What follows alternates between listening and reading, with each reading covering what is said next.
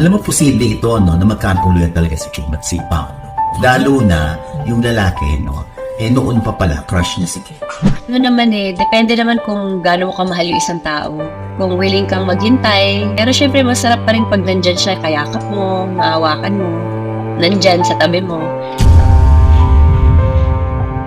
Lahat naman ng sugat, hindi naman siya agad-agad gumagaling. Lahat ng panloloko, hindi mo kaagad mapapatawad.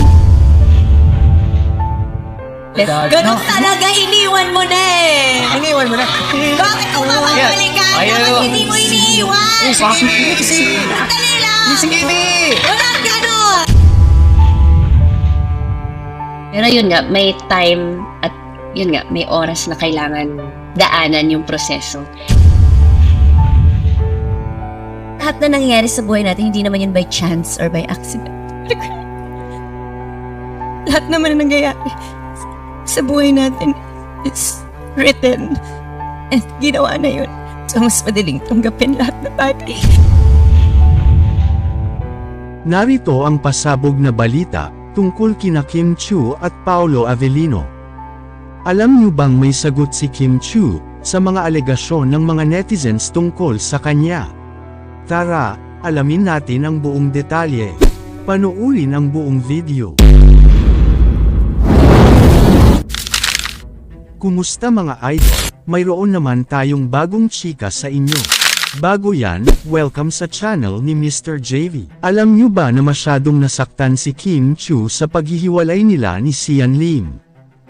Hindi lingid sa lahat, na pagdaanan ni Kim Chiu ang pag-atake ng lungkot, matapos ang kanilang paghihiwalay kay Sian Lim. Pero sa mga huling araw, kitang-kita sa kanyang mukha, ay mukhang naka-move on na nga ito, at palagi na raw ito nakangiti. Pero sino nga ba ang dahilan ng kanyang mga ngiti? Ayon sa mga chismis, si Paolo Avellino ang napapansin sa likod ng masayang ngiti ni Kim. Sabi nga, mula nang maging close sina Kim at Paolo, parang bumalik ang sigla at saya ni Kim. Marami na rin ang nagsasabing si Paolo ang nagbibigay inspirasyon kay Kim sa kanyang araw-araw na buhay sa showbiz. Marami sa kanilang mga taga-suporta ang umaasang maging official na ang samahan ni Kim at Paolo. Kamakailan lang napag-usapan si Kim Chiu sa social media dahil sa mga paratang ng mga netizens tungkol sa pag-aagaw di umano kay Paolo Avellino. Ano nga ba ang naging pahayag ni Kim tungkol dito? Wala akong sangkot sa anumang hiwalayan, hindi totoo yon. Naiintindihan ko yung mga nag-iisip ng ganyan, pero wala akong ginagawang masama. Focus kami ni Paolo sa trabaho namin, at hindi namin intensyon na makasakit ng ibang tao, saad ni Kim Chiu. Sabi nga ng mga reliable sources, sinabi ni Kim na mabait at gentleman si Paolo sa kanya. Pero, no comment daw sa posibilidad ng relasyon. Kamakailan lang, isiniwalat ng talent manager at showbiz insider na si OG Diaz, tungkol sa hiwalayan nina Janine Gutierrez at Paolo Avellino. Pero sa pagkakataon nga ito, ayon kay OG Diaz ay tila wala na talagang balikan na magaganap, dahil wala na ni isa sa kanila ang gustong suyuin ang isa't isa. Kung dati ay palaging sinusuyo ni Paolo si Janine, ngayon ay mukhang malabo na. Meron ding kumalat na chika mula kay OG Diaz, tungkol sa kanilang dalawa ni Kim Chiu at Paolo Avellino.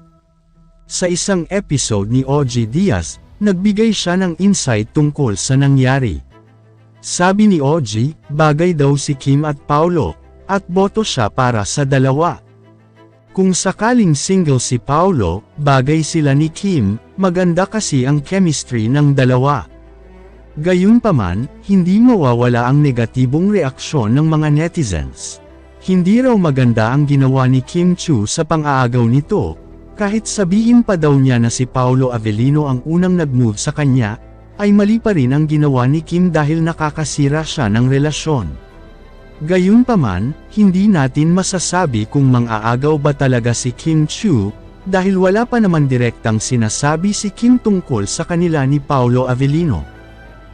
Kayo mga idol, ano ang masasabi nyo sa chika topic natin ngayon?